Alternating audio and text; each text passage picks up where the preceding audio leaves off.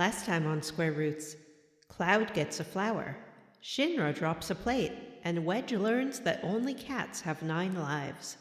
Later, Sephiroth tears a hole in reality, and you know what that means. It's time to get born again in Final Fantasy VII Rebirth!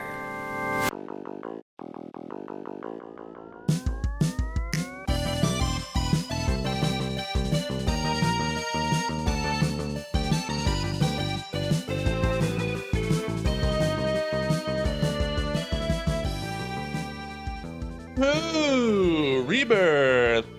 Let's do it. All right. Hey, everyone, and welcome to Square Roots, the classic RPG podcast. My name is Jim Banks. I'm joined by Matthew Van Zant. Hello. We did it, gang. Bayonetta is over. She's dead. I killed her. John Zangan Brandon. I'm going to teach you some moves. And Vanasti. I'm Vanasti.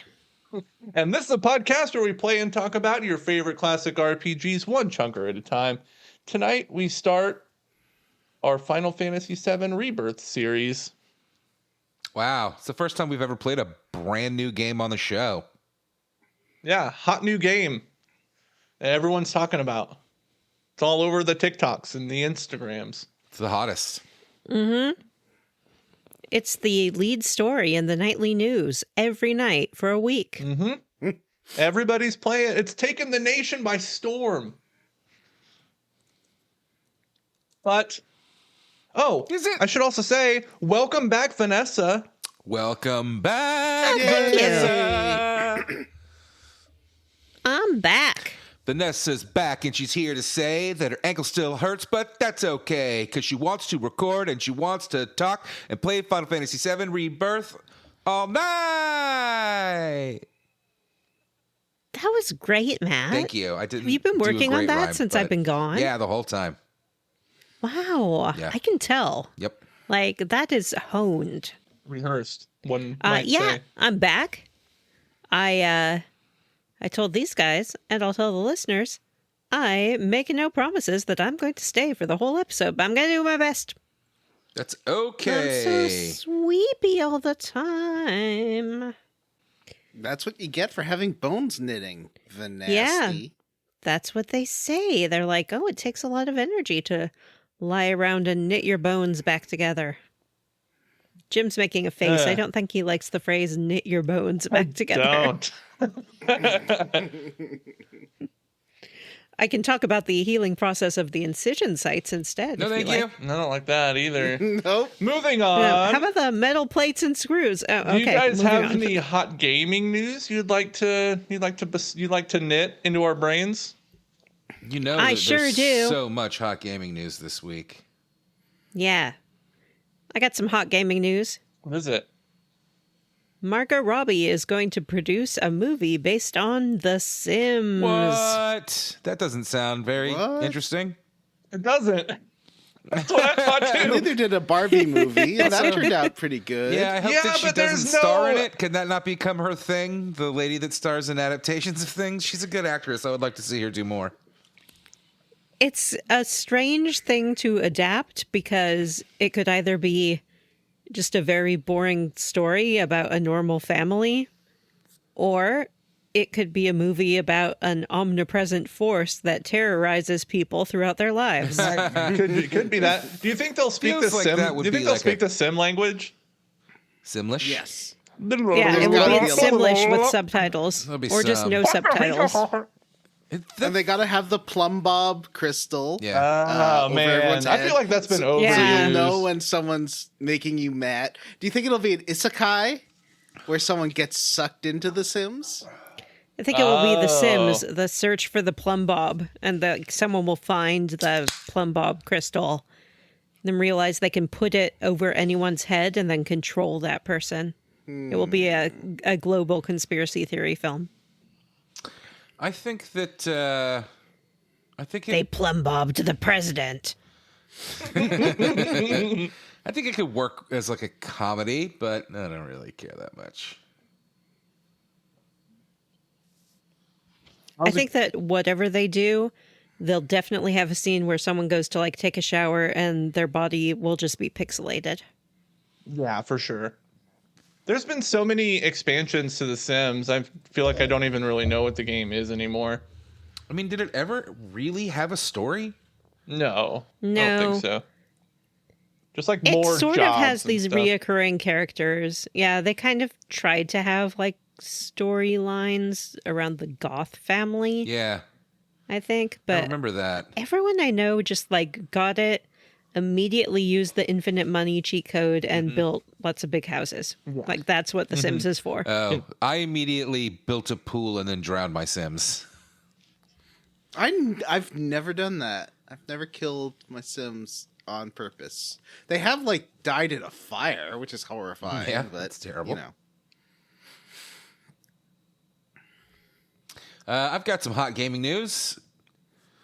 Marvel Say it. released a trailer for their upcoming game called Marvel 1943, which is a Captain America / Black Panther game set during World War II. The story trailer was pretty good, and the studio behind it is not a studio that I recognize at all. But who knows? I think it's a neat concept. I like the idea of them not trying to do like a Avengers game, or like I like the idea of them throwing these kind of two characters together, which it'll be like I guess like Black Panther's grandfather or something. It seems like an interesting idea, but we don't have any idea what the game is actually going to look like, and will it be a live service? Which who knows? What do you all think? It seemed I think- interesting. It looked good. I mean, like the presentation of it, I liked. Sorry, it's Marvel 1943 Rise of Hydra.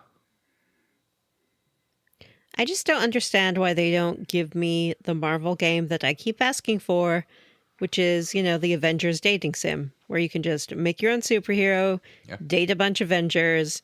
It'll be super great and super horny.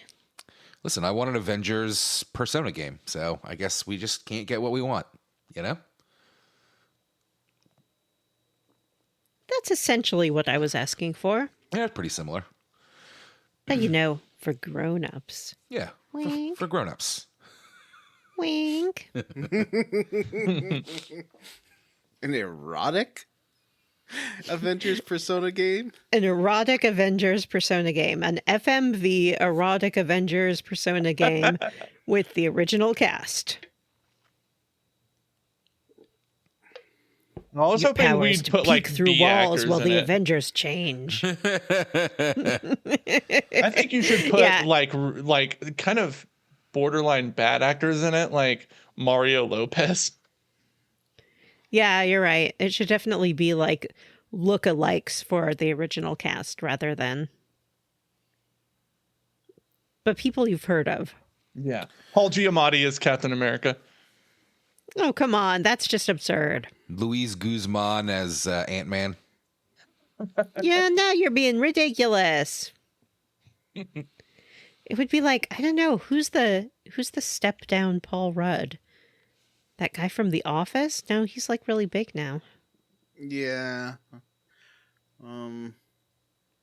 Who's the guy from Mannequin? He's the step down Paul. Who's Rudd. the guy from Arrested Development, the star? Jason Bateman. That feels like a step down Paul Rudd to me. Yeah. Jason Bateman is erotic Ant-Man in. All right, any other hot gaming news? I have some hot gaming news. Lay it on me. Shinji Mikami has founded a brand new studio called Kamui. Okay. Shinji Mikami, he was the director of the original Resident Evil. He made Evil Within games. He then founded Tango Gameworks and made a bunch of good games like Hi-Fi Rush and what am I forgetting, John? Tokyo Ghost Chaser. What is that game called? Ghostwire? Ghostwire Tokyo. Yeah, Ghostwire. Yeah. That game was. Yeah. I didn't finish that game, but it was pretty fun what I played of it. It got a little repetitive, but I did like the weird hand magic and first-person ghost Yeah. combat. I thought it was pretty good. It was pretty. Well-made It was a really game. nice looking game. Yeah, it was just kind of small, but that's okay. Like, it's fine. It was good. That's a fun game. So he founded a new studio, which I think actually got leaked by accident. He hasn't actually made the announcement, but the company that is in charge of a remake of his game remaster of his game Shadow of the Damned, seems like they maybe leaked that on accident. So, oops. Also, there's going to be a Shadows of the Damned remaster if you're into that kind of thing. I never played the original. I did. I think it has like the most dick jokes of any game that I've played. There's so many dick jokes.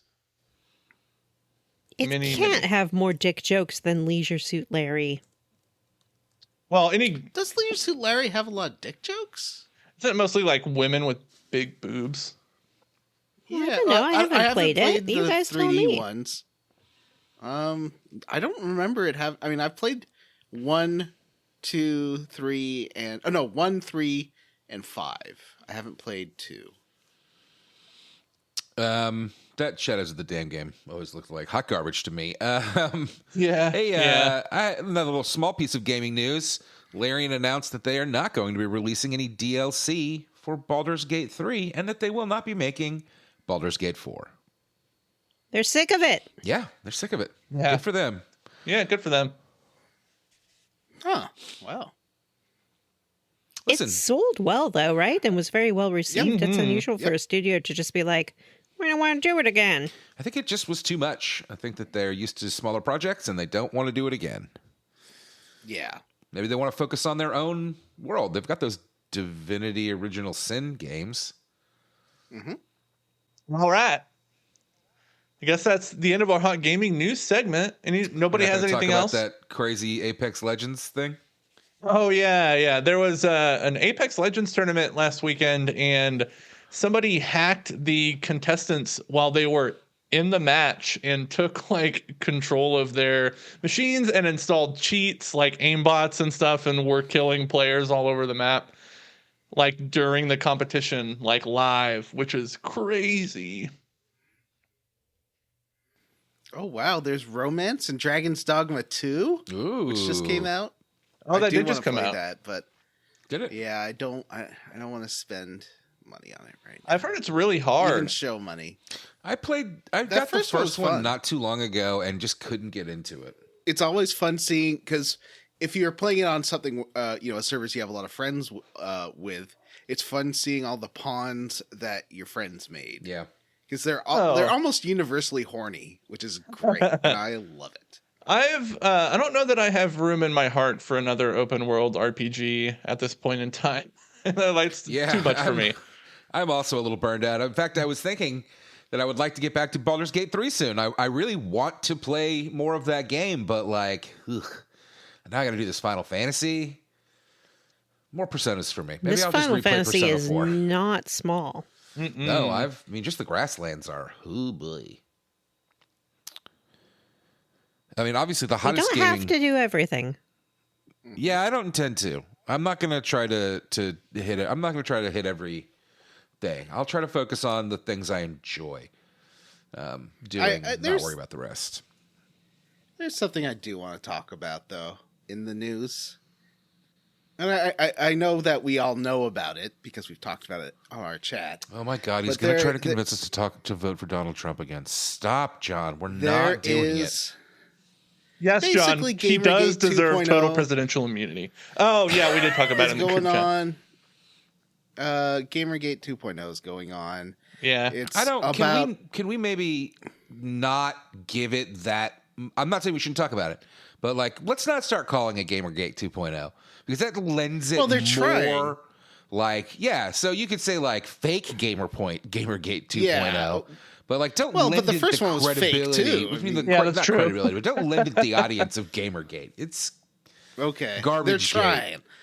Yeah, they're trying with this consultancy firm that hooks developers up with people who have the genuine experience that they're trying to write for. It's opt-in. No company's making anyone do it. And it's just a small consultancy firm from Montreal called Sweet Baby.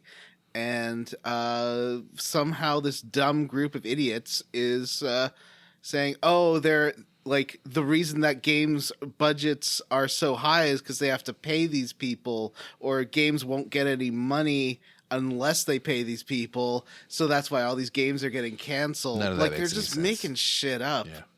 It's just, but fortunately, they like well-meaning people aren't getting drawn into it. Like with the actual Gamergate thing, where people are like, "Oh, I don't like that this review was fake." It's not as believable, I guess, as the original thing. People are like, "What? This is you're not making What any are you sense. complaining You're just about again?" babbling Well, I about think diversity." I think most people recognize that the general premise of Sweet Baby is a pretty good idea. Of, hey, we want to add a little bit more. It is a story company, like a writing company that hires itself out to supplement game writing, and in particular, Yeah, it's like a resource. Yeah. Like the Sweet Baby people, they're not actually writing the things, are they? They're basically just like making sure that dialogue and stuff in the game script is authentic, I think that right? they're like a writing. I think they have like a writing staff. I could be wrong. I'm not an expert, but I think Yeah, that companies are hiring them to like supplement their own writing staff, which is fucking fine and good and smart. I mean, listen, if you can't afford that, write your game and do what you want to do. But like, it's a great idea to have. It's been talked about a lot. Representation matters, and it's a great idea to have somebody come in and help you out. Maybe when you're writing about things that aren't within your own life experience, because they say, write what you know. And if you're not, a person of color, then you got to be real careful. And that's not unreasonable. Or you'll get David Caged, basically. Only David Cage doesn't people care. Can accidentally write their way into looking like complete fucking monsters. Yeah. Well, no, it is, because then people might start putting characters in games who aren't just white dudes or busty broads. Well, that's what's ruined games. So that's just something I wanted to quickly bring up, that it's happening. All right, our time with Vanessa is potentially limited, so we should probably good move point. on to level ups. Let's move on. Vanessa, would you like to start us off? Well, I could, except I really can't think of anything that I've done You since I played spoke a to you game last. recently. All I've been doing is playing Final Fantasy VII. You were playing something else other than that a lot, because I saw you on Xbox a lot. Okay, yes. I did play a game right after I broke my ankle and was released from the hospital. After 4 long nights, I got to come home and play Dragon Age Inquisition. Yep, I played the whole game Again. over We again. just finished it. Yeah, we just finished it. It's all I wanted to do when I got home. I was like, That's a good thing, I think. Yeah. I couldn't work yet. I was on, crazy medication that I had to take every 4 hours and shit like that. And so I'm like, I'm just going to play Dragon Age Inquisition all over again, because there were a couple of like war table missions that I didn't do exactly the way I would want to be able to import my world state for when Dreadwolf comes. So I'm like, I'm going to get so Dreadwolf ready. I'm going to have the perfect world state for me. Did you And I did re-romance it. Solus? I re-romanced Solus. Wow. I remade Dorian and Iron Bull fall in love. I did actually find some content that I missed the last time I played it, like a whole different dungeon that you could go to that wasn't part of the main world. I don't know if there's like a RNG element to that or if I just missed it before, but that was interesting. And but mostly I just did exactly what I had done before. You know what's My interesting? media tastes. I think it really like speaks to like true escapism, and I think people use escapism as like you hear escapism used a lot these days. Not to go back to Sweet Baby Inc., but in regards to like people, I just want escapism. I don't want to think about the real world and the gays and people of color. I just want escapism. But this is the true meaning of escapism, which is that you're going through something really fucking tough and you really need to do something to escape, you know? Not, I have bad day at it's work, absolutely or, true. you know, my life sucks and I have kids and responsibilities, but like, you really need to step out of your brain and escape. And I'm glad that Dragon Age can be that for you. Yeah, it was. It was really helpful, actually, because I just needed to not be thinking about my injury all the time, you know? And so it's like I'm trying really hard to just occupy myself, and video games have been super, super helpful for that. Basically, the video game podcast combination is perfect because it gives me something to do with my hands, something visual, and in the little bit of downtime in between dialogue and things like that, something to fill my brain from the podcast. And it just takes me out of my head, and that's where I need to be right now. I heard that it has been verified that you are the Queen of Ferelden. Yeah, I was going to say you do have something to level up about. That's Oh, right. I right. do have something to level up about. You guys got me a very special cameo from Square Roots fan favorite, and by fan I mean me, Steve Valentine, the voice of Alistair. And it was really sweet. He did such a sweet job. Really thoughtful, kind message about, just resting up and getting better, and a lot of Dragon Age fan service in there, and it was great. I really loved it. I shared it with friends. They loved it as well.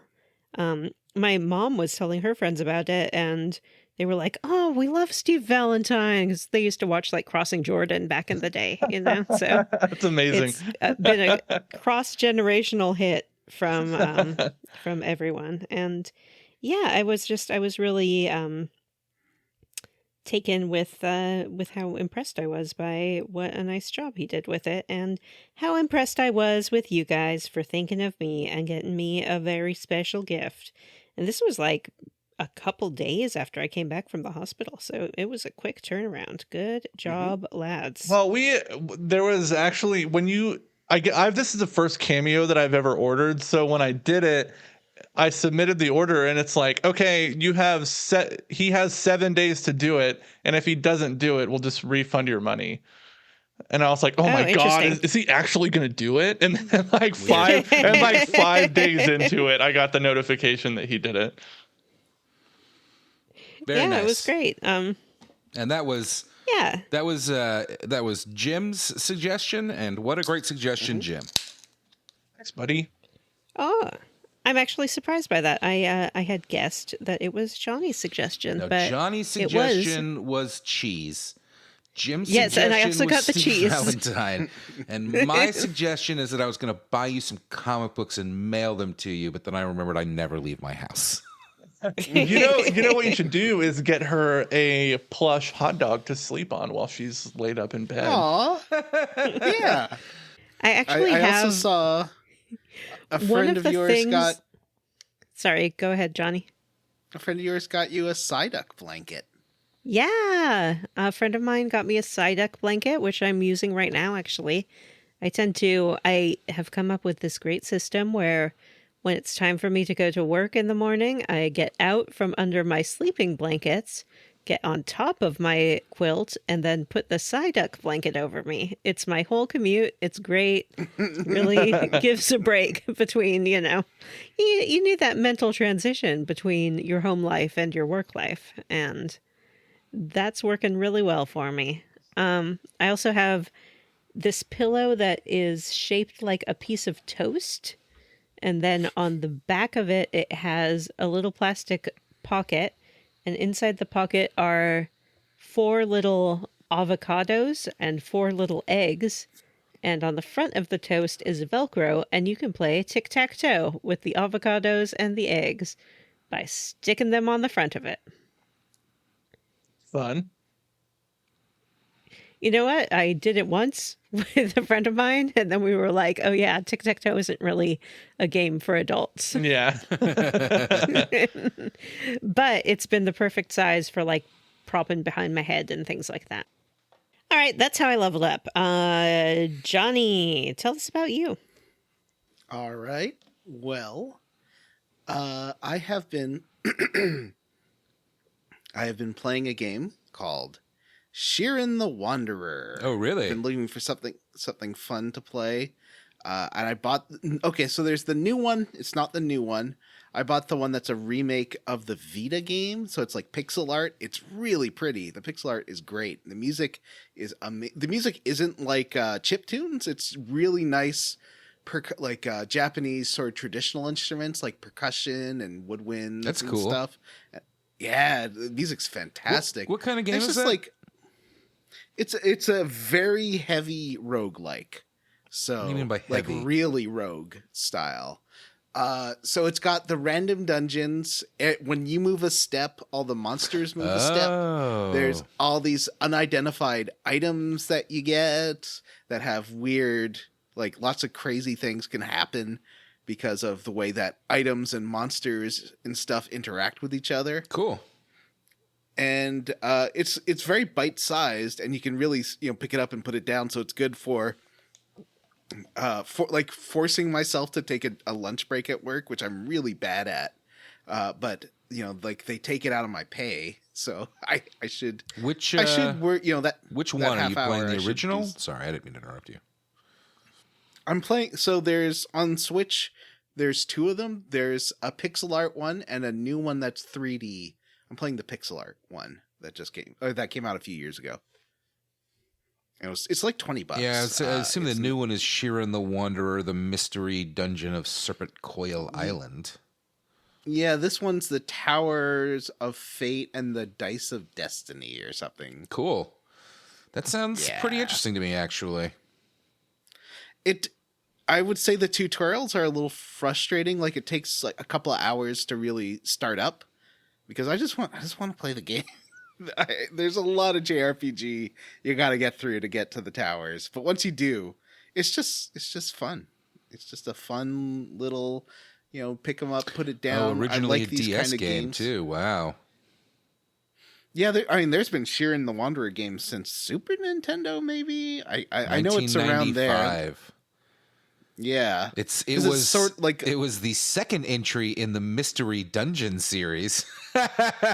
Japan loves taking like the fourth game in a series and then being like, now we're doing a new series based on that game, and we're just gonna change the fucking name.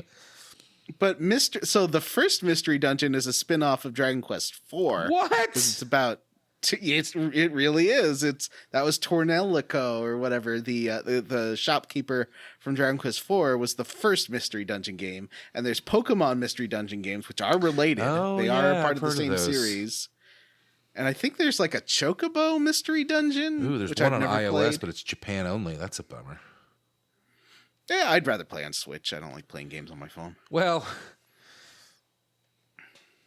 Oh, but your Switch, I know your Switch has like battery issues or something. no. doesn't it? Remember, I got the OLED Switch. That's not what I was going to say. Oh, that's right. That thing is amazing. That's what I have now. And just the metal frame feels so nice to touch. Anyway, please continue with your level up. Sheeran the Wanderer sounds All right. delightful. And yeah, so that's been mostly what I'm playing. I went to the theater and I saw a movie. What did I go see? Do you remember, Matthew? Did you see Dune 2? I remember what you saw, but I won't say it. Let me figure You it already out. talked about Madam Okay. Web. Oh, yeah, I remember. Oh, you're right. I know why Vanessa won't say it. Oh, boy. And I went to go see, and this is the name of the movie, The American Society of Magical Negroes. Ah, yes. Yes. And I had, I just felt like what's the name of the guy from The West Wing and Get Out? I would Bradley vote Cooper. what is Whitford? his name? No, it's not Rocket Bradley Raccoon. Cooper. Whitford. His name's Isn't it? Bradley Whitford. something, and I love him. What is it? Whitford? Whitford. Bradley Whitford. Bradley Whitford. Yeah, I like, because it's like kind of an awkward titled movie to go see, and the ticket Taker guy was black. And he's like, "Oh, so what have you heard about this?" I'm like, I don't know. I like the trailer." And he's like, I heard it was not very good. What did you think? That's what he said. He's like, "I've heard this is not very good." And I'm like, "Oh, well, I just thought the trailer was funny." And then he's like, "Oh, I'm gonna go see it anyways." I mean, the ticket taker telling fine. you that as you walk into the movie is bullshit. Like, dude, I'm walking in. Like, I've already paid. Let me go fucking find out for myself. He was genuinely interested in why I was going to see it, because there was one other person in the theater. So I didn't read like a full review of it, but I read some discussion about it that said that it didn't really like do much with the theme, that it's about the kind of magical Negro stereotype in movies, like the Bagger Vance stereotype type I think thing. it doesn't. I disagree. I mean, okay, maybe it was a black author and they would know a lot more about that than I do, but it's a movie that turns very serious. Like, it sort of starts out like a wacky comedy, but it's not. Interesting. It's like, it's a I don't like serious to read, movie about I don't anger. like to read spoilery reviews, so I didn't get into it too much, but that's what I saw. So I kind of lost interest in it. It's definitely about anger. Interesting. Is it like a magical realism movie? Yeah, for sure. 100%. And it's funny. There's definitely, comedic moments. It's got Justice Smith is the main guy. He's very good. He's a good actor. He's done a bunch of stuff. Yeah. His career is really blowing up. Pikachu. I love him in Dungeons and Dragons. He's in the new Jane Schoenburn film that's people are really digging, called I Saw the TV Glow. It's supposed to be really good. But I thought it was. I could see why people didn't like it, and I can't see it from a black perspective. But for me, it seemed really like someone writing from the heart about what they believe, and that's always interesting to see their perspective on. It was a new writer, a new director, their first movie, so I could see,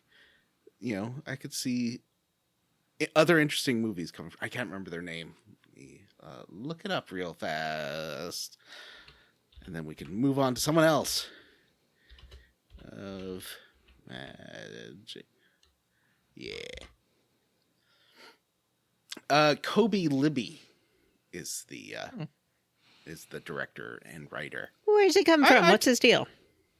I don't know what else. Let me see.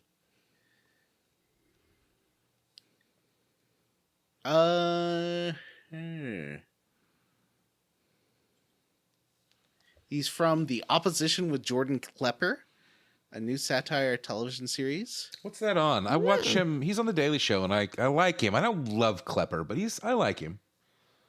You said that Klepper looks like Jim Banks, and I remember. He's like, did I say he was a more handsome or a less handsome Jim Banks? Remind me what my joke was. I can't remember. Either I was trying to make Jim feel good or feel bad. Whichever you said it was wrong, yeah. I think you said he was a goofy-looking Jim Banks. Okay. He's also showed up in a lot of movies or a lot of TV shows and movies as an actor. He's been in Doubt, Transparent, Girls, and Madam Secretary. Yeah, I mean, my anyway, mom loves Madam Secretary. I thought it was interesting. I thought it was interesting. I would check it out if you're interested. Cool. Yeah. Yeah. All right. Moving on. Matthew, how did you level up? Hey, buddy. Well, I have a few things, so I'll go through them fast. Number one, got a new mic. As you can see, listeners, I hope that this sounds better. Let us know, please. In the Facebook comments or Twitter or whatever. Not Twitter. We don't use Twitter. Hit me in the Discord. Let me know if it sounds any better than the old one. I know there were some issues with the old one kind of fuzzing out and having bad fluctuating sound. So, and John, you'll like this. The mute button is like a tap button. Oh, no, it doesn't make a click. And it doesn't make a click. I don't hear a clicky clacky. Yeah. Yeah. That's nice. Maybe I'll because I was looking at them. Maybe I will. Jim, switch to that one. It was before you affordable. got on, Jim was like, yeah, sometimes the volume fluctuates. And I was like, buddy, that's exactly why I got a new mic. Why didn't you tell me that before I fucking bought it? I feel like that's my. Then I was like, I feel like that's my Audacity more than it is my microphone. I went and saw Less Than Jake. I took my son. We had a great time. It was fun. Great band. The Raging Nathans opened, and I liked the sound of them. I haven't listened to them on Spotify yet, so you never really tell. Sometimes a band sounds amazing live and sucks on recording. So, but I liked them, and then Strung Out was okay. But Less Than Jake was great, and it was my son's first concert. We had a great time. We had a suite. It was cool, you know? Great job, Less Than Jake. Like, still putting on really high-energy, fun shows. John reminded me that I recently downloaded Vampire Survivor on iOS, which is a game that when I was playing it on Xbox, I was like, this is fun and addictive, but it feels more like a game that I want to play on the toilet. So I saw that it was out on iOS and I downloaded it. And you know what, gang? I was right. It's a perfect pooping game, you know? It's great. You don't do any button pressing other than moving your character around the screen. That's it. Perfect for iOS. I got a question. Yes. I've heard, but I've never seen one, of urinals where you can play a game with your pee. I mean, Have I think that's any a of Japanese you ever thing. experienced one of those? Maybe Vegas. I've seen. So there are some. I play a that game called have Try to the Break the fake Urinal fly. Cake by peeing on it. There's ones with a fake fly like painted on there because that's where they want you to. I've seen that. Oh, I've yeah, seen yeah, that. yeah. Yeah. That's Why a actually really fly? smart. Well, sometimes you'll see other stuff like a little bullseye or something. The idea is to get you to pee on this certain part so that there's the least splashback, because urinals tend to have splashback, not just onto you, but the floor. There's not a lot you can do about it, you know? Ew. Yeah, boys are gross. Yeah, they're gross. Anyway, Humans are disgusting. my one real level up was, well, less than Jake, but was I did start watching a new show. I finished that Abbott Elementary. I got caught up on it, and I really enjoy it. It's really good, and if anybody's in the mood for like a wholesome sitcom, Abbott Elementary is fantastic. But I talked about that last week, so I did start watching a new show. It's not wholesome. It's called Crapopolis. It's a new Fox animated show. The first season is out. It is from Dan Harmon. It is very obviously from Dan Harmon. There are some Community cameos in there. That's right. I got some Jim Rash. I got some Jeffrey Winger. What's his name? Joel McHale. But it has a stacked cast. Matt Berry. Hang on. I'm going to look it up because it has a stacked cast. I do like Matt Berry. I deleted Twitter from my phone. Good for I you. decided I shouldn't have that on my phone. Matt Berry, Richard Ayoade, Hannah Waddingham, and then a huge cast of guest people. Like I said, Steve Buscemi, Susan Sarandon, Keith David is in almost every episode, and I just love that man's voice. Joel McHale, a bunch of other people.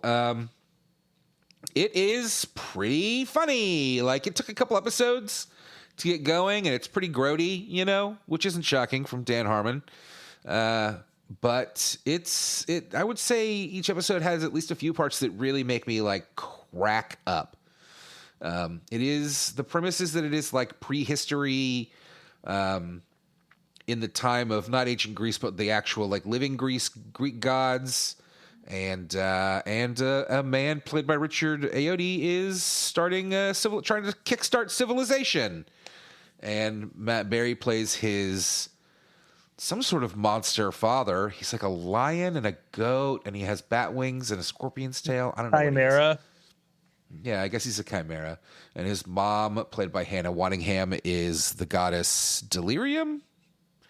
And there's a cast of characters, and it's pretty funny. Like, if you're in the mood for like a raunchy animated comedy, I know that Fox puts 1 million of them out a year, but man, it's pretty good. Pretty good time. I've been in the mood, I guess, lately for like sitcom-y half-hour comedies. right? Animal Control, Abbott Elementary, Crapopolis. I'm going to watch that Grimsburg show next. It's weird how I go in phases for this stuff, you know? Anyway, that's it for me. Jim, how did you level up?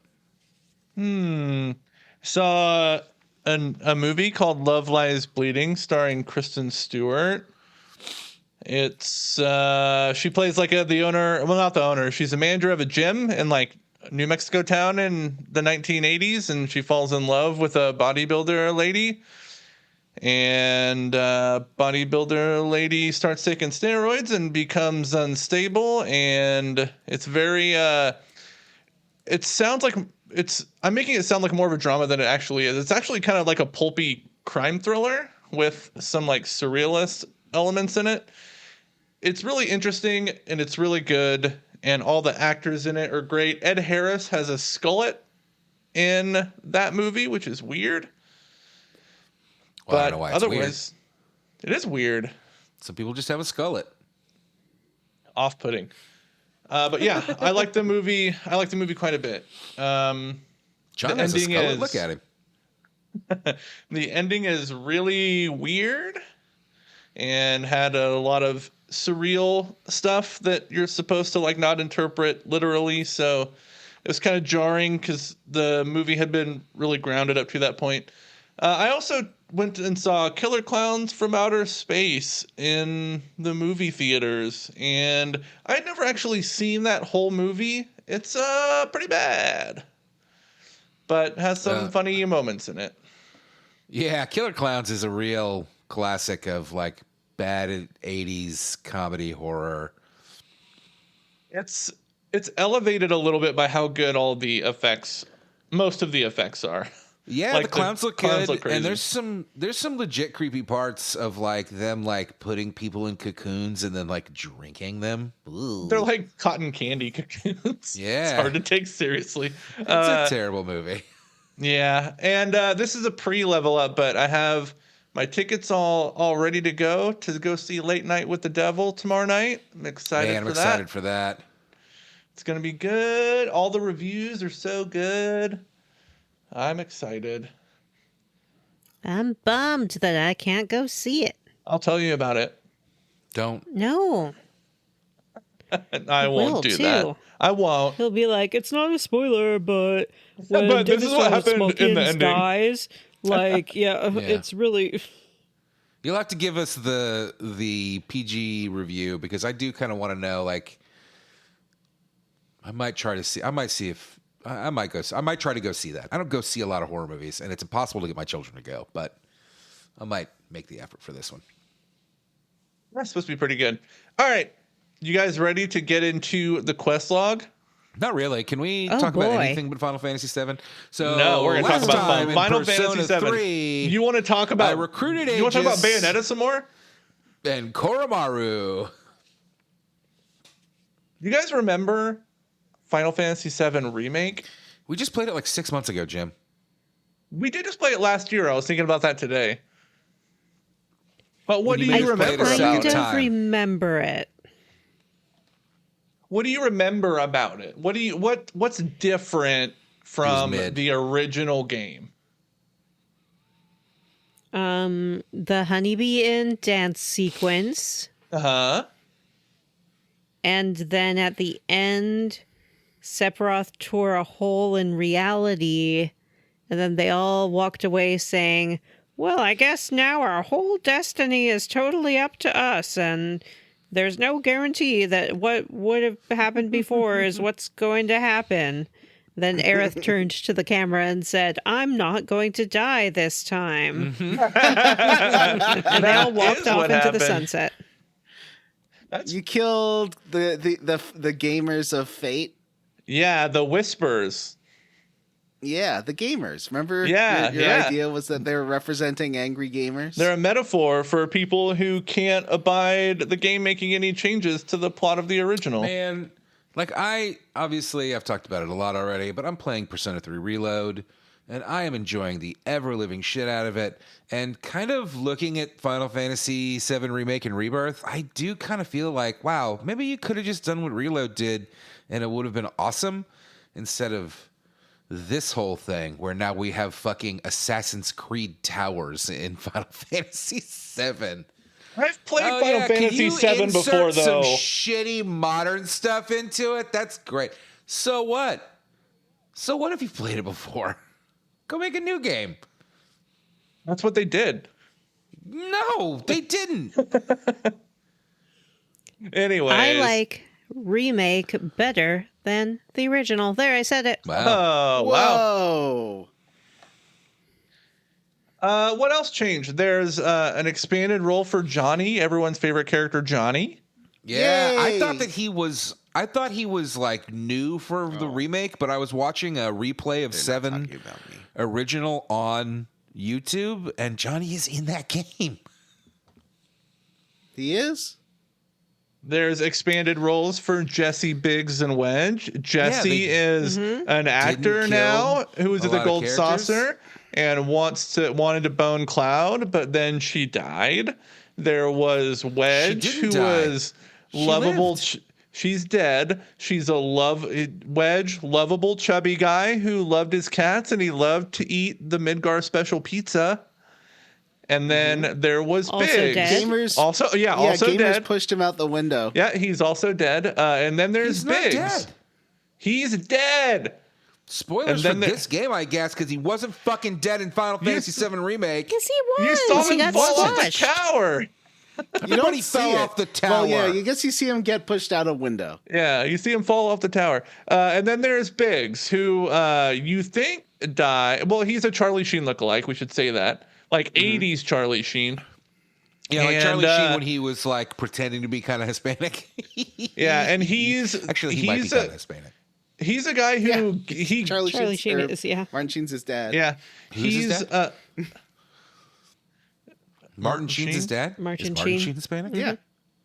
Yes. yeah. Yeah. Emilio That's why Estevez. Emilio Estevez. Yeah, his Emilio last Estevez name is what made me Estevez. stop and go, And there's I Biggs. think Estevez is their actual name. Yeah, I think it is too, Vanessa. I think you're right there. Yeah. So Emilio Biggs, Estevez better than Charlie Sheen. I said it. Well, yeah. No one's disagreeing with you on that. Yeah, no one's mad about that. so Biggs Estevez, he gets a death scene on the tower, on the pillar, but in a post-credit scene, you see him recovering in bed. And you see next to him, you see Jesse's headband. I feel like I just said some really I think cancelable shit, and I wish that we had hired Sweet Baby Inc. to review this episode. We did the biggest change though is how the game ends and how this game opens, I think, right? Like that's a big change. What's a big change about the opening? Zach. Yeah, that's let's right. talk Sorry, I about forgot that. about So, Zach. yeah, in the original game, Zack is killed outside of Midgar prior to the opening of the game when he's trying to protect Cloud from Shinra. Presumably, that's what happens at the beginning of Remake, but we see an alternate opening at the end of Remake where Zack survives his encounter with Shinra and is seen escorting Cloud into Midgar. And it's implied that this is in an alternate timeline because we see a close-up of the Shinra mascot and it looks totally different than the one we've seen throughout the entirety It's a of different Remake. kind of dog. I don't want to talk about that too much because I don't know what's going on with it yet, and I would like to discover it organically. So keep your fucking spoilers to yourself, Jim. No, that's something that happened It's at part the end of the ending of the game. I know, but I can see Remake. on his face that he wants to tell us more, and I'm trying But to I stop- I'm haven't trying said to stop anything. him. But you're gonna. Yeah, it's also like it seems that dumb dog, which I didn't pay attention to and I didn't realize changed. No, I didn't until either. Jim pointed Jim that out. told me last time. Yeah, Jim pointed that out when we did the last series on it. But it was Yeah. I think that is a really clever way to signify like an alternate version of the world. Even within chapter 1, you see both versions of the dog. So, it's like, this is which reality you're in now. You're in, what's the first kind? A beagle? And the other one's like a bulldog? No, the No, other one, it's- beagle and like a like a collie or German something. Shepherd or something. Maybe a collie. Oh, okay. Yeah, well, I mean, you know that it is an alternate at this point with chapter 1 in this game. You know that it is because you see these characters like getting taken away on stretchers and stuff, and we know that didn't fucking happen. We know that they drove out of Midgard. Yeah, we see all the party characters incapacitated. They're either unconscious or dead. We don't really know. But you see them on stretchers being taken into Shinra helicopters. Yeah, and we should say that Zack walks into town with Cloud. So Yeah. So 100% you know. I guess in this universe, whatever happened with Avalanche happened without Cloud being there. But it's weird because they keep saying that's how I that understand somebody it. with a Buster Sword, they're looking for somebody that had a Buster Sword. And I know that because it was, I mentioned this, I think, under Level Oh, you're Up. right. It was They say very Buster odd Sword. to me that they were like, a man armed with a Buster Sword. And I was like, what? We know sword names in this universe? but Zack also has a Buster Sword. And well, I know Zack he does, is but they're also talking wanted by about- Shinra. But they're talking about somebody that was involved with the attack on Shinra that is loose and armed with a Buster Sword. Well, Right. So are there two Clouds in this universe? There's more than one character in the Final Fantasy VII universe that has a Buster Sword that uses. Did a I Buster not Sword. just ask you not to give us spoilers? I'm not. This is not a why I fucking have to spoiler say for it, the John. game. John, you're sitting here like he hasn't even spoiled anything yet. Like, is it okay for me to tell him not to hit me when I know he's going to hit me, or do I have to wait until he hits me to tell him not to hit me? This is from a different game. It's from a different game. It's not a spoiler for this game. Matt, it's basically, think of it how all those kids had that dumb training helmet in that one prequel Star Wars movie. And that's like how officially Jedi train the Padawans is to put a fighter helmet on. Yeah, I feel like You're it's right. kind of like that. Yeah. Yes. So bad Now retcon. everyone has Buster Swords. Bad retcon. There's- Yeah. You're right there. That's a good point that I never really thought about before. Is that very clearly in Star Wars Episode 4 when Obi-Wan grabs a random helmet and puts it on his head and is like, now train with this. And then in Star Wars Episode 1 or 2 or whatever, when we finally see it again, it's like, yeah, this is just a normal thing that everybody does. Like, that's weird. Yeah, exactly. Because it That's sure just felt like he was parts. just using it what was in hand, but okay. Yes. Hey, you know what would be cheaper, Jedi Council? Blindfolds. Maybe that's why the Jedi Council. Maybe that's why the Jedi failed because they spent too much money. Yeah, they're taxing everyone too much, Government waste, and that's why what Star Wars is about. that group wanted to break off because of Republic taxes to fund some cult. So Zack and the Buster Sword. So you walk through the city and.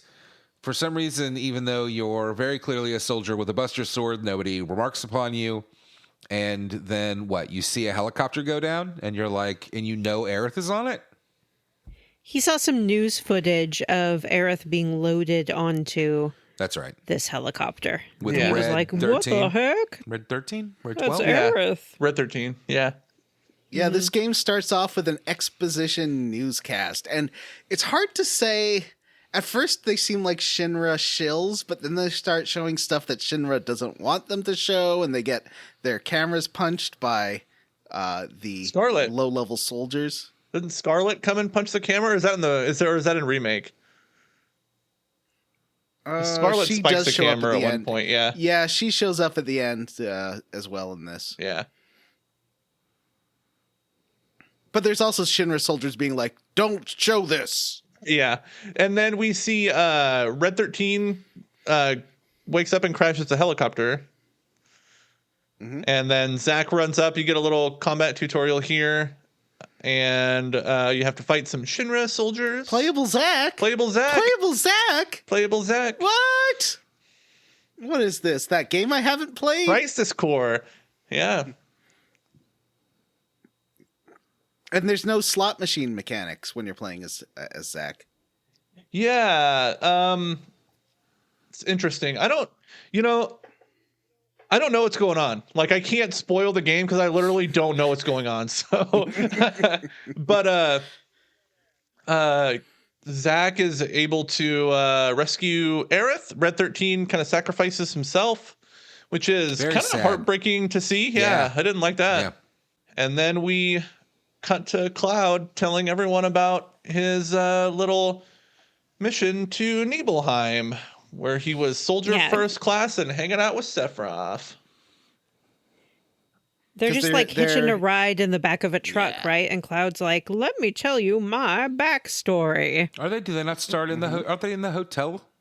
No, you get the I think the little interlude. Well, Cloud and the party are in the hotel in Calm. That's where he's telling the story. But Cloud and Sephiroth in the flashback, they start out in a truck. Right. And the truck stops Which because is there are just like monsters the in the road, original just game. like the original. Yeah. Yeah. And there's two. Okay, so I don't want to call them soldiers because soldiers is a different thing. What would you call I guess guards? They're Shinra There's two troops. Shinra Yeah. guards. Shinra troops. Yeah. Oh, Shinra Yeah. troops. Oh, I that's see what right. you mean. They're in the truck in the flashback. I thought you meant. Yeah. Yeah. Okay. Yeah, and Sephiroth is there, and Cloud is there. You know what else is and- there? A fuckload of sexual tension. Oh God, yeah, those two Hey, puppy. are just. Oh yeah, calls Yeah. him a puppy. He calls him puppy 100 times. He Yeah. is Hey, pup. blazing fuck me eyes across the truck at Cloud. Do you want to go for walkies, pup? Is it time for walkies? Oh boy. Johnny took it to a place that I'm not comfortable with. I would say like 90% of the characters in this game are defined by a desire to sleep with Cloud. I mean, Yeah. definitely Tifa and Aerith. I don't think Red 13 wants to fuck Jesse? Cloud. I don't think Barrett wants to fuck Cloud. Barrett just wants to tell you about that the Earth is dying, that the planet is dying. That motorcycle guy, though, Oh, Sephiroth, Rosh, yeah. Sephiroth? the guy from the honeybee thing. Andrea Rodea. Yeah. Madame Oh, Q. Well, Your let's not ex- forget. What was that her name? Madame Q. Yeah. The Like one that? that She's the brings one him to that made Cloud orgasm via come. hand Yeah. massage. Yeah, she's on the list of people that want Cloud for sure. So She's the only one that Sluttiroth and actually Cloud are makes sitting them across from each ejaculate. other in a truck. The Sluttiroth. tension is causing mechanical problems, and like all the electronics nearby won't work because the sexual tension is causing so much interference. Did you guys? So And- then we get to fight with Sephiroth, similar to the original. Sluttiroth. Yeah, And so just like in wait, the original, he's so overpowered, it's a joke. Yeah. Wait, do they fight on the truck? I don't remember. You that, fight but- some monsters in the. You get out of the truck to fight some monsters that are in the Yeah, road. we fight that's as right, yeah. Sephiroth, not Yeah. fighting with Yeah. Sephiroth. Well, you can switch between them, right? These monsters are way lamer than the fight in the original, which is a big fucking dragon. And in this, it's like some like toad monsters. Way lame. It is true. It is. Were a dragon there in the any original. Were there any random encounters when you're going through Mount Nibelheim in the original? I do not. remember. I don't Yes. think so. Yes, Is there? absolutely. Yeah. You only get a couple combat sequences with Sephiroth in the original. I want to say Yeah. like the journey up the mountain is kind of it's an in-game cutscene, right? Where you see the bridge collapse, but it's all like from really far away. Like you're seeing the pre-rendered background, and it's just like but short the bridge vignettes. collapse, I think, was like a little SMV, but there was also just walking around as well. Yeah. There was a little bit of walking around. Well, yeah, because you walk into that same cave with the big natural materia in it. Yeah. Yeah, exactly. So he's very excited to be and honored to be working with Sephiroth, and he's trying not to like fanboy out, but Sephiroth can tell that this young pup is in awe of him. Yeah, and we're trying That's to the get way Sephiroth likes it. we're trying to get to Nibelheim because Shinra wants us to do think Sephiroth is a an top? inspection. I think he's probably a top, right? I think Yes. he's versatile. I think He Cloud could be is like versatile. a Dami bottom, but I see him being a top for sure. He seems dummy He's so for sure, at tall. least. Yeah.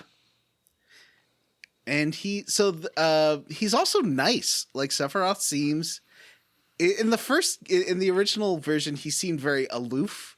Like Sephiroth didn't really want to engage much with Cloud. But in this one, he's definitely a bit more playful. Like he smiles a bit.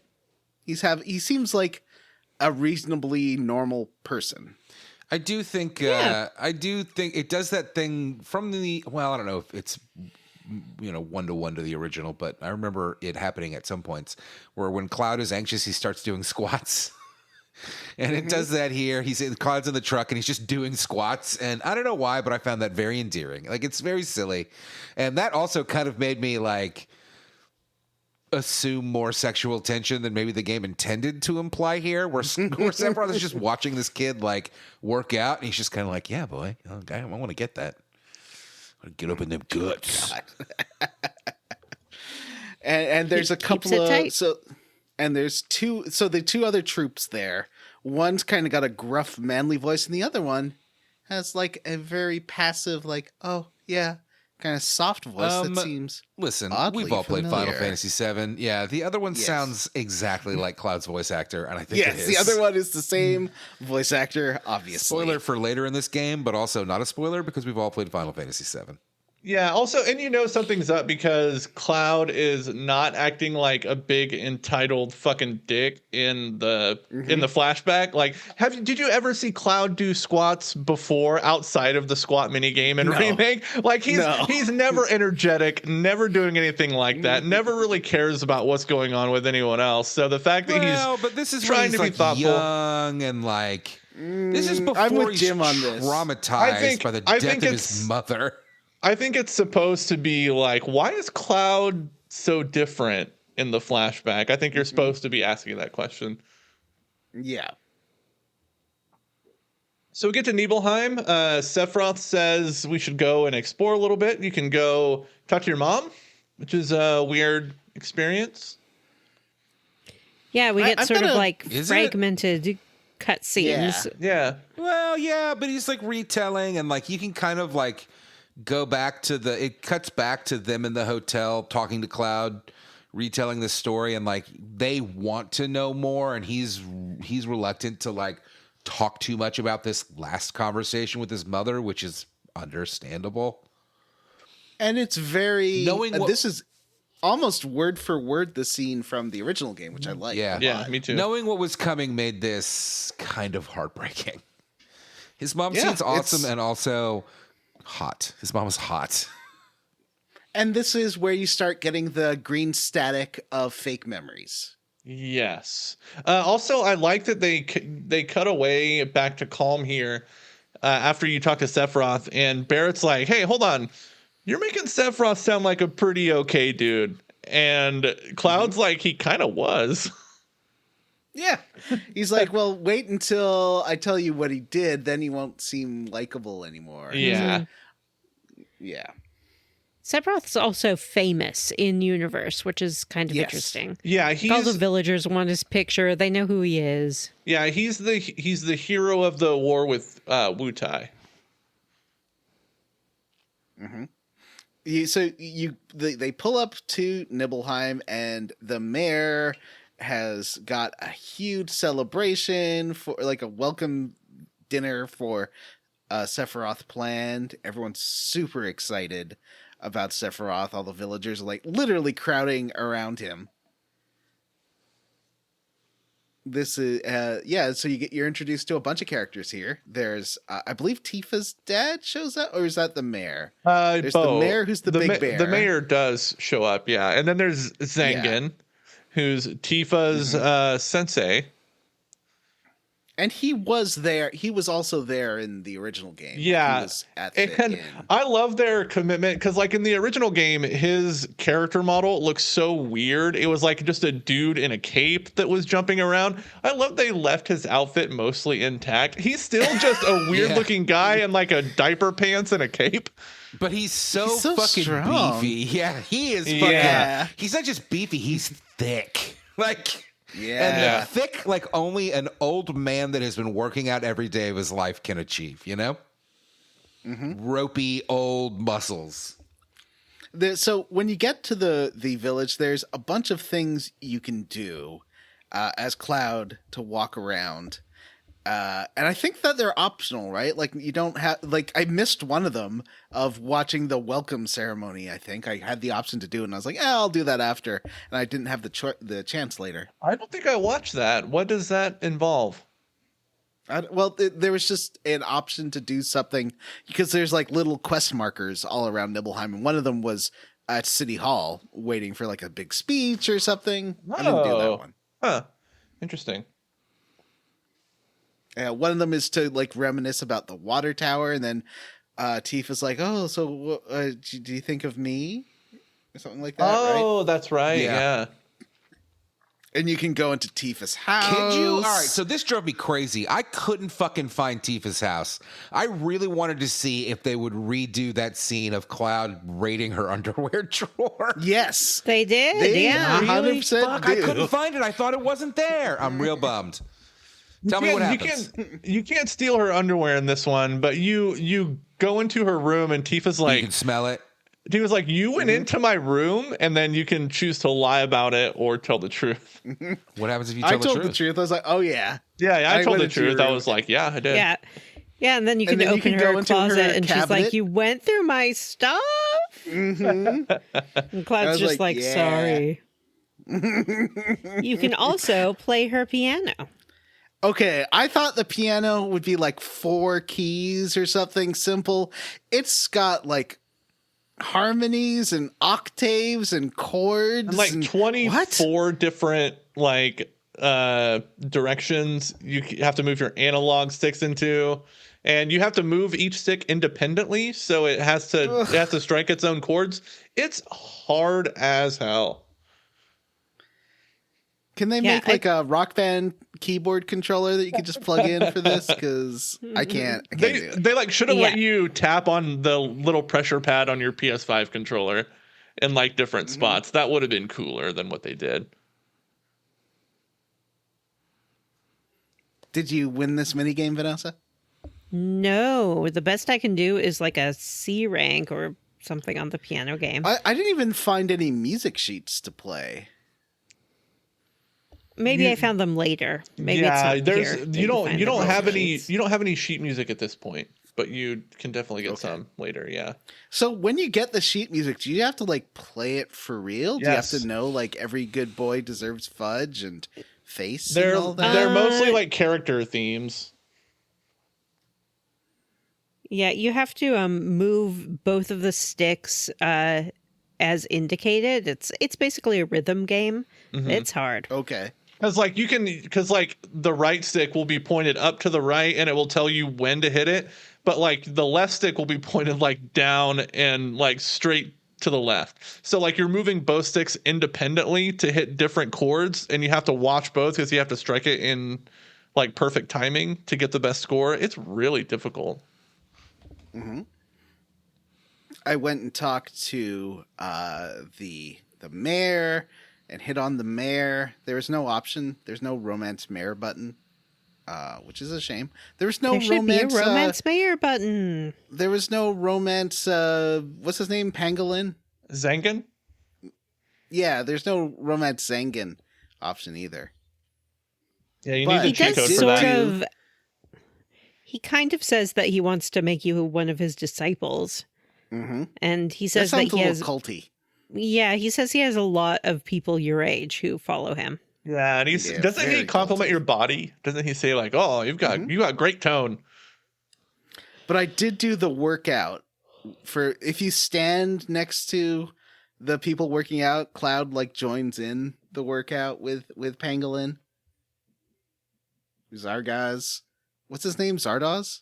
Yeah, Zardoz. Zagreb?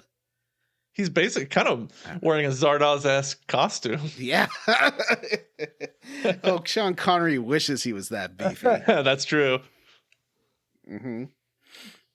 So the next day, we go to rest up in the hotel. The next day, we get to go to the Nibelheim reactor. And who is our guide?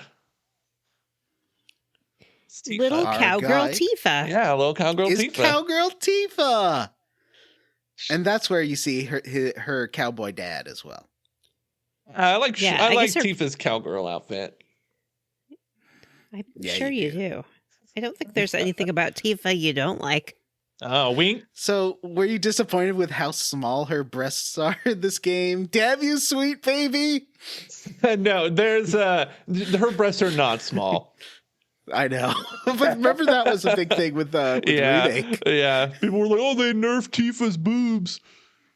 They gave her an A cup.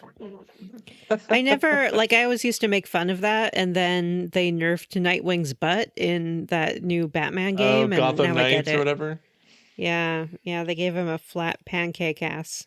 It's not right. Look at all they've taken from us.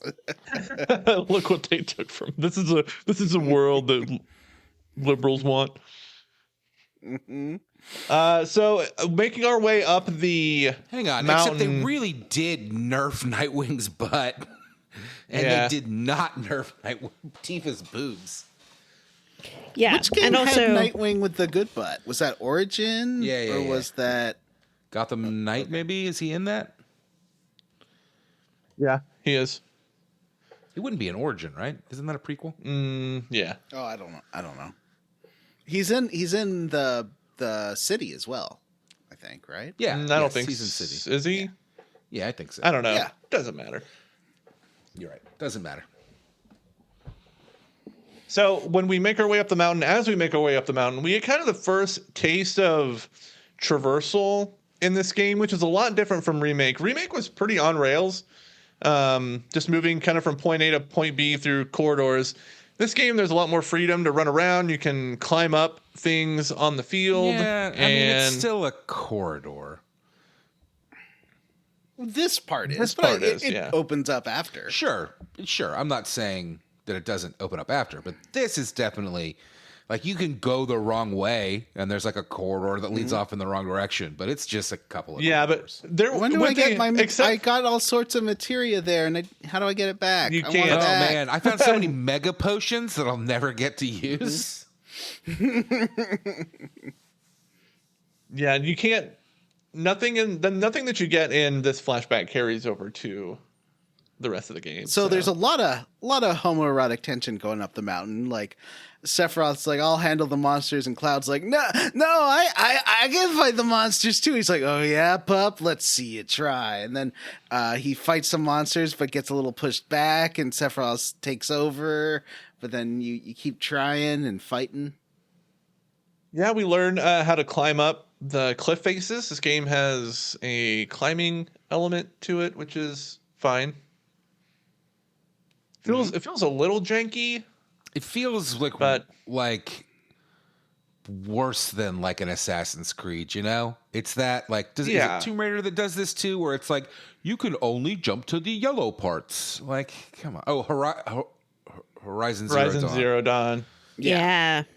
Like I get I feel it. like It's the not a yellow climbing thing was game, but, introduced like, by Enslaved, right? That was the first game with the jump to the yellow. I think so, yeah. Was it? You don't think it was like the early Assassin's Creeds where it was like they weren't yellow, but it was like you can only move to these pieces.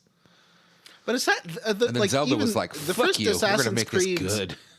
had like a lot of you could There's really a lot of climb pretty climbable much surfaces, anywhere. yeah. Yeah, almost Yeah. anything was climbable. I associate it with like Mirror's Edge. I know that wasn't the first one, but that was such a big part of it, of Right, having yes, the you're really right. distinct like Yeah, good color call. ledges to jump Yeah. to. Uncharted was like that as well. Well, nobody's played those games. They're garbage. Wow. It's one of Vanessa's favorite game series. Oh my god, Vanessa! I can't I'm so believe you'd say that. sorry. I can't believe you'd say that. We fight our first boss here. God, I just want to call this out. Jim's notes are so detailed that not only is there a bullet list, but there's also bullets in the bullets that are like squares. Just what a nerd. And he did this yesterday. We do not do notes ahead of time on this show. No, I always We when do it's my them turn half to do an them- hour before the show is Well, supposed to start. Listen, for those Final Fantasy games, it took me 2 hours to write the notes. So I did it more than the last half hour. But I'm just teasing you, Jim. Great So job. when- These notes are great. And you're great. Thanks. So you get to a crystal cave.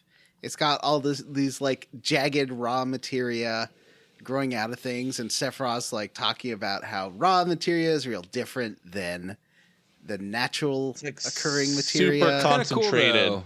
They're also talking about like how beautiful it is and stuff because they It are is. on a date, 100% on a date. Isn't this beautiful, Sluttiroth? Yes, puppy, it's beautiful. Can we talk about how the game looks a little bit? Because the game looks amazing. The game looks fantastic. Do you? Does it? I think it does. Does it though? I think it looks great. Do you think that it looks worse than Remake? I've seen a lot of Yes, comparisons that's what I'm saying. online of like Cloud and Remake and Cloud in this, and it really looks like Cloud looks worse in this. Yeah, his face is like not as like well shaded. It look. Why do I don't you know, think like that a lot of is? times. I don't. I maybe it's because there's way more stuff happening on screen That's what now. I like think there's it more is. party members, Larger world, and- like less of just Yeah. pre-rendered back. I mean, I don't know if it's pre-rendered, but less pre-done background and more like dynamic moving background. Yeah, there's Well, like remember more in stuff Final Fan- happening in the frame. You know what I mean? Like, yeah. But he does look worse. I like his face looks way worse than the original game, and that was a big downgrade. I was surprised how much worse this game looks because the last one was amazing. Like even going back and playing it last year, it's still one of the best looking games I've seen. And this game's like it still looks fine. I feel It like looks the good, last but it's the not- last one felt borderline like a tech demo to me. You know what I mean? Like it looked great, but it played really stiffly. And this one, I think, it it loosens up a lot. And this like the last one had like JPEG skyboxes that were just like an image of a JPEG of the city of Midgar when you're climbing and stuff like that. And this one has real modeled vistas in the background. Yes, yeah, pretty cool. But yeah, I do think that the lighting took a hit. I think because it's an open world, not just corridors. It's not Final Fantasy 13 style corridors this time. It's a huge open world, so they had to scale back the lighting on faces and stuff. I don't think, I think it's a lighting issue more than a model issue. Yeah, I can The agree with lighting that. looked better in the first game. Yeah. So yeah, we see some I have pretty no cool natural materia. Sephiroth gives a little speech about what it is and how pretty it is and how cool it is. And then we move on. We get our first real boss fight of the game here. This is where we should probably note that the game brings back the synergy commands that the original part of Remake did not have, but Yuffie's DLC introduced the idea of these synergy attacks. And they were kind of hard for me to figure out how to get going. Yeah, you can press the block button, and if you hold it, it brings up a command menu where you can do synergy attacks with whoever else is in the party if you've unlocked those attacks. And then eventually, to be honest, I don't really, maybe Vanessa knows, but eventually, if you're in like tougher fights, you can do synergy attacks with with the other party members where you kind of do like a team up attack like in Chrono Trigger. Yeah, and they're fun animated like little cutscenes when you do them. I used it Yeah, a some bunch of with them are Cloud really and fun. Sephiroth, and it was pretty fucking dope. Yeah, the synergy attacks really build up enemies' stagger gauges. Yeah. Oh, do they? That's cool. Yeah. Your party members also like it when you do it later in the game. Yeah. it will Okay. improve your relationships. Yeah, as you unlock synergy attacks, the first time you do them, it deepens your relationship with that party member. Oh. So it's kind of incentive to continue to experiment with them because there's a lot of different ones you can unlock. I don't really want an answer to this, but like, what's the point of building relationship meters or whatever in this game? Like, Do you you're not gonna be able remember? It's to to, like, do, you romance re- the character of your choice. do you remember Yeah. what the big dependent scene in the original? Like, it was kind of a sum of your choices. You got to do X with a certain party member. Oh, yeah. Okay. All right. Yeah, that makes sense. Yeah. Cool. And now they got a little happy face over their head if you hold down a button so you can see if they Yeah. like you. Yeah, if you hold L1, you can if see. I make Tifa like me a lot, will she take her clothes off? Yeah. how it Holy works. shit. I gotta go. Yeah, there's guys. there's a motorboating squarely minigame. against roundly for Cloud and Sephiroth wanting to fuck. All right, I'm gonna see you later. I gotta play some Final Fantasy VII. Matt's sweating. What? Oh my god, my nose is bleeding. He's tugging at his collar. Ugh. So we fight the Materia Guardian, which is like a big dragon-looking thing. It looks like is this a dragon that you were talking about from the original, Matt? Is that what this is supposed to be? In the original, it is the first fight that you get in. Yeah. For But sure. is that- It's a big green dragon. Is that this boss that you're fighting? I don't know. in I'd have Rebirth? to look at it again. You'd It have to send me a seems picture. I can't similar. That's what I thought. I wasn't sure. Yeah.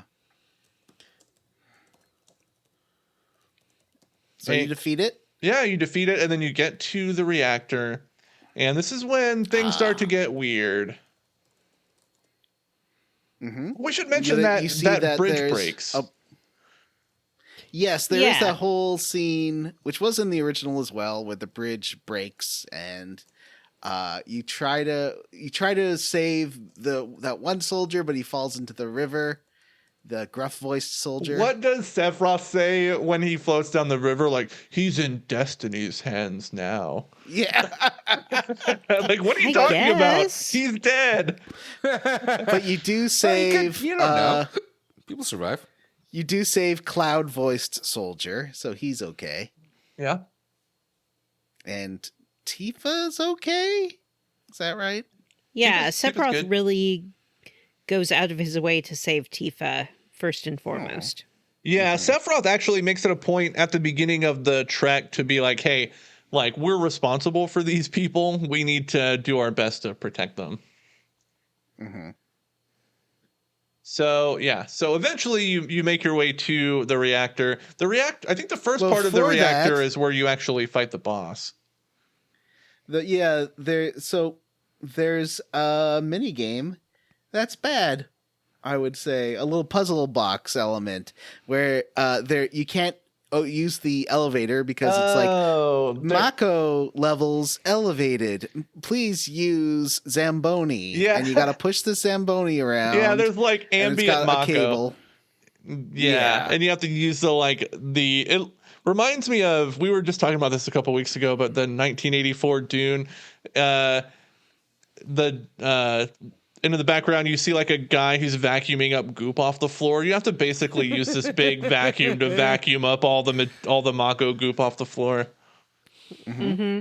And the first time is pretty easy, but the second time the cord is too short to go certain ways, and Yeah, so it's you have to open a a whole door. puzzle. Oh, it's okay. Open a door. After I did it the first time, I'm like, oh God, I bet you're going to have to do this a million times in this game. I hope not, because it's not even that it's I was bad. at least it's just right that you do it nothing. twice. It's boring.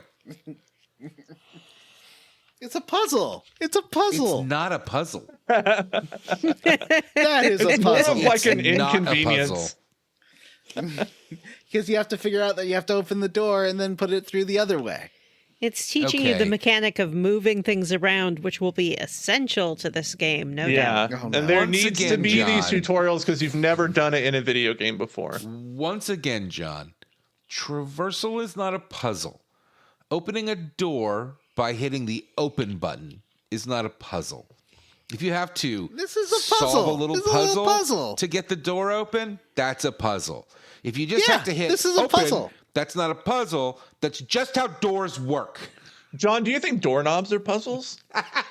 Sometimes. Have you ever accidentally locked yourself in a bathroom? You're like, okay, how's this doorknob work? You gotta pull on it. Is there a little pull thing that I Are accidentally you hit? Frank Reynolds from It's Always Sunny in Philadelphia? I've never watched Are that you show. high on mushrooms right now? No. Do you want to be? No, I gotta work after. So we get to the reactor and we see this is kind of, I love that they kept the design of the interior of this reactor where it's like all these pods that are surrounding like a central pillar that's like kind of all lit up. But Cloud's like, what is this? And Sephiroth slices open one of the little pods and like a little man monster hybrid thing falls out. And he says that Hojo was using this place for experiments. Mm-hmm. And There's then, also a big sign on the wall that says Genova, which Sephiroth told us was his mother's name earlier. yes, I yeah. kind of- And then I Cloud kinda- also not asked- oh, sorry, this go ahead. specifically, but I kind of hate this. I hate that Sephiroth doesn't know that he's some sort of weird clone monster, and that when he learns, it makes him insane. I like it. I don't find I don't it know. I very think it's like fun. believable. Like, just kind of none of it works for me. Well, Oh, I I think really- it's I like very this scene. believable. So many people are little weird clone monsters and they don't know. Like, if you Yeah. found out that you were like cloned ripped from from an the headlines. alien or something, would you be like, well, I must kill everyone? Or would you just kind of be like, wow, that's weird. That sucks. I don't know. Probably I'll keep Is this to there a myself, whole though. library of books that you can explore about your heritage and the experiments that you did? Because that's probably what turned him insane. And he does mutter to himself a lot here. He's like, wait, does this mean, am I? I kind of wanted Did Cloud to, I? because Cloud is putting it together here, and I kind of wanted Cloud to like walk over and let's say just sit in his lap and be like, baby, it's okay. Like, I'm still your puppy. Yeah, like run his finger along Sephiroth's cheek and be like, sweetie, it's okay. We've all got family issues. Yeah. Like, hey, Talk this out. I'm still your puppy, and you're still my Sluttiroth, and I love you. Mm-hmm. In Sluttiroth's defense, I do believe that proximity to Genova does contribute to his Okay. instability. That makes sense. His That makes mania. sense, Vanessa. Sluttiroth. So Sephiroth kind of starts to get weird, and you go back Talking over to- Vanessa's great singing. Oh, thank you for your defensiveness, Matt, but it's okay. Okay. Well, I couldn't hear you, Did so that made did me mad. Sephiroth open the door to his mom at this point, or is that when he comes back? That's when he comes back. Okay. Yeah. Yeah, So but he's having some issues here. yeah, for he's sure. he's acting strange. And you learn that when you get back to Nibelheim, Sephiroth shuts himself in Shinra Manor. Shinra Manor, by the way, is a research installation. Everybody seems to know it's a research installation, where I felt like it was Yeah, just a 'cause big they- spooky house in the original. You find out in this one that basically they pay all the taxes that keeps Nibelheim so nice, and from the land rentals here, even if Hojo's not actively using this base anymore, they're still paying for it. Yeah. Yeah. It So sounded Sephiroth, to me like this was not even like this place was here and was somebody else was using it and doing the same thing before Shinra even came along. I don't know. yeah. I don't remember I don't that. know. One thing that I was kind of disappointed by is the lack of detail there is to the interior of the Shinra mansion. You can't go upstairs in the original. You could go. There were like 3 rooms you could go in upstairs. Upstairs is where the hidden stairwell was to the secret lab. In this one, you can't go upstairs at all. The stairs are blocked. You can only go down. I bet there's going to be more to this when you come back later, but I don't know. Yeah. Well, in this Wow, one, hey. Hey, can I interrupt real quick with some hot gaming news? Sure. Oh, yeah. Ark, the animated series based on Survival Evolved game, surprise that Ark dropped survival. on Paramount Plus today. I've never even heard of this. I've heard of the game, Yeah. but There's a 6-episode season 1 that was surprise dropped on Paramount Plus today. That's crazy. ooh. Fuck, I want to go watch that. I've never played the original. It's a tree puncher, right? Yeah, I've got zero interest in tree punchers, but premise is okay. So at Calm, poor Cloud can't sleep, and he wakes up and he's like, "Oh, I guess I should go check on Sephiroth and I mean, he's down at Nibelheim, the not mansion." Calm. Oh, sorry, Yeah. Nibelheim. I was like, is John skipping the whole fire scene? Nibelheim. Don't know. Sorry, Nibelheim. Nibelheim. So you go you find the secret entrance to the basement. You walk around a bit. You cannot find Vincent Valentine's coffin this time. I believe that door is locked. But you do find the library, and I love the recreation of the library. They did an amazing job. Like, the camera angles and everything are perfect here. Yeah, that's one thing I'll say. I've played a little bit. The direction in this game is awesome. Like, it like is great at framing the characters. Like, so it's such a loving way. Like, and there's all these great hero shots and all these cutscenes. Super well directed.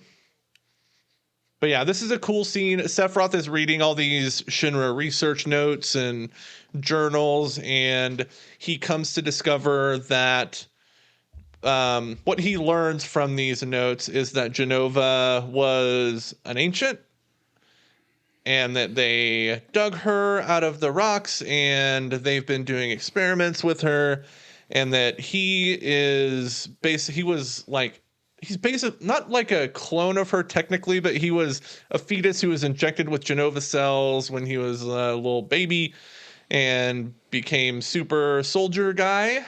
And that drives him bananas. We know that she's not really an ancient, right? No. Well, yeah, we know that from the original game that this is just what he's told now. Is Shinra, well, that's what Shinra thought. Yeah, they're like, oh my gosh, we actually found an ancient, and they named her Jenova. But everything's new in this one. She could be an ancient this time. We don't know. Yeah, good point. It's true. It's true. So Sephiroth is like, my mom's an ancient. You're just a stupid human. I don't care about you. And then he punches Cloud, and Cloud flies across the room, and he gets knocked unconscious. Aw, buddy. Yeah, that's no way to treat a puppy. Yeah. I really wish they would have kept in the iconic dialogue from the original where Sephiroth goes, "Get out of my way. I'm going to see my mother." You don't get that. Yeah, I feel like that line should have stayed in. I agree. So then cut to, that comic of the dog, and the dog has a cup of tea, but the house is on fire? Mm-hmm. Yeah. It's basically that. Yeah. Yeah. This is fine. Yeah, this is fine. Only it's not fine because most of Nibelheim is dead or dying. The whole town is on fire. Cloud runs into the village, and you're at first like the villagers are about to kill you, about to shoot you, and you're like, wait, don't shoot me. It's Sephiroth, I guess. And then you have to kind of make your way through the village. When you get to your mom's, that's the first thing I did, was to try to go check on my mom, and you can't enter the house, but you do see one of the Shinra troops that accompanied you to Nibelheim, like kind of half unconscious outside of her house, like gesturing towards it, like he wants to go in. Mm-hmm. It is. I mean, this is Cloud. Not Cloud. Yeah, this is Cloud. And I believe there is some green static of false memories again. Mm-hmm. And you see Zengen. Zengen is helping people. And the mayor is like, oh my God, Sephiroth is like burning the town down. And then doesn't Cloud get trapped by some debris? Is that what happens here? Yeah, because that's why you can't intervene when the mayor has a rifle up on Sephiroth. And this is the silliest part of this chunker. Why? Because they don't shoot him? Yeah, like, so there's 3 or 4 of them, and they all have their guns trained on him, and they're all like, stop what you're doing or we'll shoot. And then he stabs one, and then the other 2 are like, stop what you're doing or we'll shoot. And then he stabs the second one, and the last one he is like the mayor. slowly He's like, walks over to him, and he's like, It's real fucking silly. Mm-hmm. They had a lot of time to shoot. Although I bet like the bullets would have just bounced off him. Sure. It would have been cool. For sure. Yeah. The bullets would have just bounced off, obviously. But like, it's still really fucking silly. That doesn't make it better. I guess the mayor isn't a murderer. He's a murderee. I mean, is it murder when you're stopping someone from killing people? No. No. He's a good guy with a gun. Well, he could have been, but he's kind of like a real world good guy with a gun, because this is what happens. Yeah, he gets murdered. Yeah. And so what happens next? I kind of blanked on this. So how does Cloud get free? Is it Zengen? Probably. Let's just say it's either Zangan or Wedge that helps him Not get free. definitely not Wedge. Wedge is dead. Wedge died. Wedge isn't dead at this point. No, This that's is a He's true. still flashback. alive. That's true. At this point, yeah, He could have been passing through. yeah, exactly. So Wedge and his cats help him free, and then Cloud. Yeah, this is when Cloud's like Sephiroth, and Sephiroth turns and it's like, Yeah, you got that Gives him a iconic little little wink. Sephiroth smirk. little wink, Little winky. little smooch.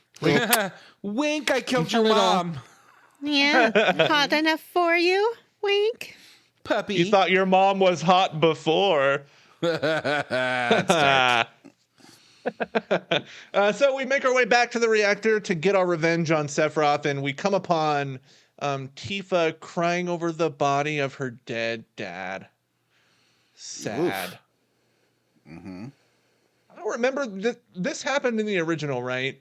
Where it's Sephiroth 'cause killed her dad. Remember, she was like, screw all this, screw Mako and Shinra, and yeah, she was wearing her little hat. I remember this scene. Her for little sure. It's her hat. moment of radicalization. That's Yes, that's exactly. true. Yeah. I forgot that you get a lot of, well, not a lot, but you learn about Tifa's parents' backstory in the original. Like, you learn that her mom died when she was a kid, and that she was basically raised by her dad, and then she rebelled and hung out with all those boys, and then her dad gets murdered by Sephiroth. So she's pretty angry. And she picks up Sephiroth's sword that I guess he just left there on the floor. Sephiroth goes up to talk to his mom. And Tifa runs up and she's like, I'm going to kill you now because you killed my dad and I don't like you. And then he's like, oh, are you? And then he takes the sword and kills her instead, seemingly. No. And there's a nice recreation of the scene that was famous in the commercial for Final Fantasy VII, of when he goes to see his mom. He does. There's like a the Genova facade thing off the front of her tank. Love that scene, and they Yeah. recreated it so perfectly. yeah. Oh, it looks amazing. It does. Like, this is the part in the game where I started taking a lot of screenshots, and I bet I've taken 200 or 300 screenshots of this game. I take screenshots of it all the time, but this is where I started like making sure. Oh man, I got to start saving this stuff. So we see Tifa get slashed. She gets thrown down the stairs, just like in the original. And Cloud finds her and tries to help her. And then he decides that he's gonna go after Sephiroth. So And it sure looks like she's dead. it sure looks like she's dead. Yeah. And Cloud goes and jumps towards Sephiroth and brings his sword down, and then it cuts. And Cloud says that's all he can remember. And poor Barrett is very upset by him like not being able to finish the story. Yeah, I want to know what happens next. everyone's kind of like, what the fuck? Well, he got critically injured. What's he supposed to remember? Yeah. But he says the last thing he remembers really is just being in Midgar, which was at this point, what, like 2 weeks ago? Like, he's missing like years out of his memory. Well, they bring that up here. Yeah. Well, yeah. So after this, everyone's like, well, that's pretty fucked up. We should probably get some rest and then we'll go find Sephiroth. But Tifa's like, hey, can we talk on the roof? And this is back in Calm, by the way. So you go up to the roof, you hear some jazz on the way, which I know John really liked. Oh, the worst jazz I've ever heard. And there's is he a Vanessa boyfriend? The creepy inn manager guy is there. Oh, absolutely, yeah. Oh my god. Yeah, he's real creepy Vanessa. and weird. I was Big like, David this- Dastmalchian vibes. Oh, the Yeah, exactly. the like sickly innkeeper. Yeah. Yes. Weak and pliable, just the way Vanessa likes them. But so you get to the roof and Tifa's like, well, I think Cloud is like, how did you survive? Because it sure looked like you died. And she's like, Zangan saved me. And she's like, he helped heal me. Here's my scar. And you see her like lift up her shirt to show the scar where she got slashed. And Cloud's like, huh. You don't actually see like what's under there. The camera is like behind her, but you see her lift her shirt up. You know, And I thought Cloud's that was like, kind huh. of weird. Like, it's her tummy. Like, she doesn't have to show her tits off to show this scar. Like the implication to me was it's going like right up the center of her sternum, kind of. Okay, I'm just saying that if this, if in this case, you assume that she would just kind of like lift her breasts with her shirt to show the scar. No, this is and not iconic. expose This is when herself. she proves to Cloud that she's a girl. You know, it's yeah. What are those What, so scars flat-chested under women your aren't breasts? girls, Vanessa? Is that what you're saying? no. I'm saying it's just like the movie I can't remember the name of. One of the boys. Is that what it's called? Yes. Oh, the one with yeah. Amanda Bynes. What? No, the old. I know what you're talking The about. The older original. Oh, the one from the Yeah. 80s. One of the guys, right? Is that what Yeah. it's called?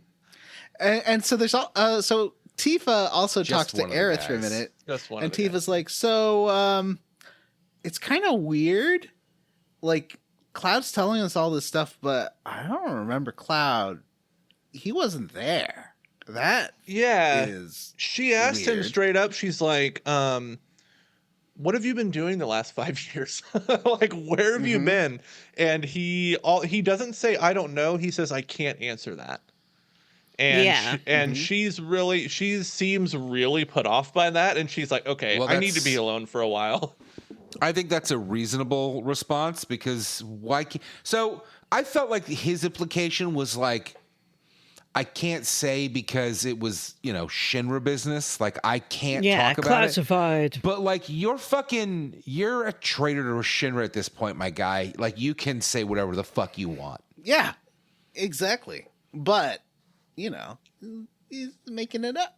He's a little liar. I don't think he is a little liar, right? Like, he's just confused. Yeah, he's messed up. But how does I that feel like explain this why he is- doesn't know what he's been doing for the last 5 years? I feel like it's doesn't like make mental sense. conditioning almost. Because if you remember from the original, the big twist when they get to the Temple of the Ancients is that like Cloud has kind of been Sephiroth's puppet the whole time. His whole drive to get I'm the sorry? black materia was just an idea that was planted by Sephiroth. Whose puppet? Sluttiroth. Sluttiroth. Yeah. Slutty Sluttiroth reaches his hand up Cloud, puts his hand little in cloud there, puppet. and works him like a puppet. Yep. Don't I bite like me. this scene Don't a lot bite me. too. because, this is basically a lot of that trailer I saw. The only trailer I saw for this game was that basically all these questions like, "You died," Yeah. Yeah. and her being like, "Yeah, but he wasn't there." Those were intentionally misleading trailers.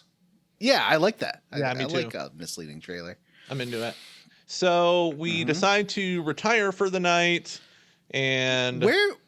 So Sorry. is it in around here where someone says she's dead? What is she? Is it like a dream about Sephiroth? he or sees something? a Sephiroth vision, and Sephiroth is like, "You saw her die." And then he also has a line of dialogue where he says, "She can become anyone and anything," implying that Genova can, take the appearance of other things.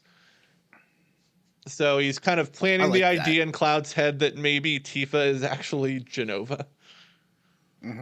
Pretty cool. It's a I good like twist. that. I like Yeah. that dynamic a lot. It adds like some good tension to that relationship that wasn't there in the original, and I think it's really interesting. We decided to go night night. So you go back and flirt with the innkeeper a little bit more for his Das Malkian vibes. He's very depressing. And then listen to some amazing jazz with him. Just some real squeaky saxophone. Put on that squeaky sax and liked see it. where I he liked sleeps it. in the back. I liked the shitty jazz here. I'm always into it. we go to bed, and we wake up to a totally different game. A whole new world. Don't you whole dare new close your world. eyes. An open world with things to do. Every time I You've try to got sing aloud, side you get mad quests at me because here, it's going to get stuck in your head. and Queen's Blood too, and chocobos for riding. Yeah, this is I put that in the notes, but do we want to discuss some of the open world things now, or should we No. save that for next No. chunker? Next time. Save it. Okay. Save it. Okay. Save it. Save Save it. it. Save it. All right, so that's the end of this chunker. Next time on Square Roots, we're going to be playing through the end of Chapter 3. That is through the end of the Grasslands area and then through the next dungeon, which is the Mithril Mine. Wow, I have to play this game now. What a bummer. What a treat. Yeah. Speaking of Wait, that... finish chapter 3? Yeah, finish That's Chapter 2 3. chapters? 2 chapters. Oh. Chapter 3 is short. Chapter 3 is super short. It's like one dungeon. So speaking of this being a treat or not, Matt, what are you squarely against? I'm going to say that I'm roundly for Sluttiroth and Cloud's huge sexual tension at the beginning of this chunker. I thought, like it's not that there is sexual tension between them. It's just that it adds something. It adds a layer that makes it feel more like real and believable. I liked it. It worked for me. I ship Sephiroth and Cloud now, which I didn't do before. So that is what I'm roundly for. What about you, Johnny? I am I'm squarely against... also roundly for Vanessa. Toughing it out through this whole episode. Great job. Oh, wow. Thanks. Nice work. I am squarely against the photo mode. I just wish it was the God of War photo mode where you could like make them happy And like pose everyone's them kind smiling. of, yeah. Yeah, do poses, That like, photo mode is thumbs great up. because you can make him and his son do like a thumbs up together or like put their arms around Yeah. each other. It's so great. I feel like you could have done that to this game, and that would have been so fun. Oh yeah. It's just an unambitious photo mode, and it's just not a very good photo mode. Like it's hard to frame things properly. It and is. just doesn't work very well. Like even without the amazing posture stuff that you can do in God of War, it's just not a very good photo mode. And I wanted to have fun with it. And the filters suck. Yeah, they're not good. What about you, Vanessa? I am roundly for multiverse shenanigans. The multiverse, it's not as hot as it was like 3 years ago when it was all the rage, but everybody still loves parallel storytelling, and I'm really excited to see what happens with Zack and his version of Aerith and Cloud, and will the twain ever meet? Are we going to have a Zack attack in the quote-unquote real world? Matt, what are you squarely against? I'm not going to go again. Jim, what are you squarely against? I am roundly for how the game is handling the story. It seems to really have an understanding of the stuff that they should and shouldn't change. Like they kept this whole Nibelheim flashback mostly intact, like almost beat for beat. And I feel like that was the right decision. And the stuff that it's expanding is basically the characters' relationships to one another. And I think that's the smart thing to do. They're not changing a lot of vital backstory for the characters. They're just expanding on how these characters might feel about each other, and if they had more room to talk about what was going on, what they would say. Yeah. And I think that's really cool. There's no Wedge cat dungeon where you have to go rescue Wedge, and it just feels really inserted. Oh yeah, there's definitely some. Not to say there's no filler in this game, because there is some open world filler, but yeah, there's not a lot of stuff like that where it's like trying to divert you away from going through the third act of the game. Mm-hmm. But yeah, I'm liking this game quite a bit. Johnny, why don't you tell us about our sweet Patreon? So we got a Patreon, and I actually have. Can I say what the next bonus is about? Sure. The next bonus is about a game called Silent Hill: The Short Message. It's like a 2.5-hour game. I recommend that you play it before listening to the episode because I think it's worth it. It's an interesting. Definitely note content warnings on that game because yowza. Yeah, check it out. The game is very liberal with those, thankfully. Before you even get to the game, I think you see it 2 or 3 times. Yes. Yeah, for sure. So we do a bonus episode, and if you want to listen to those bonus episodes, you just pay us $3 a month. You can hear every single bonus episode we've ever done, and so that'll be this month's a sort of square root. What do we call the horrors? Oh, scare roots. That's right. Roots. It is a scare roots bonus. And for $5 a month, you can vote. There will be a vote coming up after the 20 episodes or so that's going to take us to get through Final Fantasy VII Rebirth. There will be a vote. I'm trying to this time to not make Matt mad. If my choice wins, I'm going to get Matt to choose from a selection of games I want to play. You're already making him for mad. my choice. Yeah. I just want to say for our Patreon, like, listen, listeners, this month in particular, you have a choice on where you're going to send your podcast dollars. And are you going to send it to the podcast that is going to release monthly bonus episodes and give you the ability to vote on upcoming games? Is this a fuck you, Jesse Thorne? Or are you going to give your podcast dollars to the network that releases one bonus episode per fucking year and then gives you a shitty hat? What do you think, Wow. gang? What do you think, I don't get gang? a hat. Maybe, I get a pin. Maybe you can get yourself a pin and one bonus episode. Maybe 2 if you listen to a couple of shows. You know, or are you going to give your podcast dollars to the people that literally work hard for you every month to provide you with extra content, to provide you with Never a community? heard anything like this. Cut Matt's mic. Someone cut Matt's mic. Vanessa, what's happening?